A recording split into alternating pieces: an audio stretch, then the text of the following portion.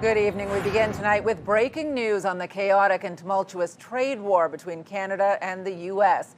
The situation continues to change hour by hour, but may have settled a little late this afternoon. The U.S. is backing away from the plan to double tariffs on steel and aluminum after Premier Doug Ford said he would pause the province's surcharge on electricity to the U.S. CTV's Matt Skube joins us now to break down the latest developments. Matt. Well, Patricia, it has certainly been another wild day in the trade war. Let's look at how we got here. This afternoon, Premier Doug Ford agreeing to suspend Ontario's 25% tax on electricity exports to 3 U.S. states. That announcement came after Ford spoke with U.S. Commerce Secretary Howard Lutnick. Now, in response to the initial export tax, U.S. President Donald Trump said he would impose a 50% tariff on steel and aluminum.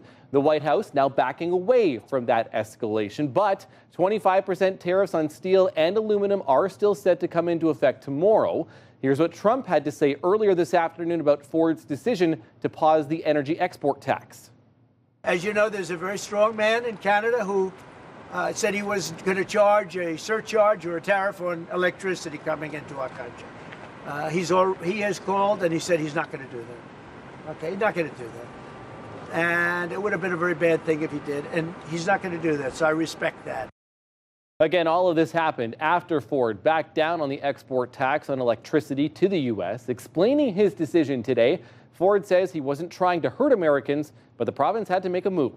They understand how serious we are about the electricity and the tariffs, and rather than going back and forth and having threats to each other, we have both agreed. Let cooler heads prevail. We need to sit down and move this forward. Ford is now set to travel to Washington on Thursday to meet with Lutnick and discuss a renewed trade pact ahead of the April 2nd reciprocal tariff deadline set by Trump. Now, in a statement today, new Liberal leader and Prime Minister-designate Mark Carney called Trump's tariffs an attack on Canadian workers, families, and businesses.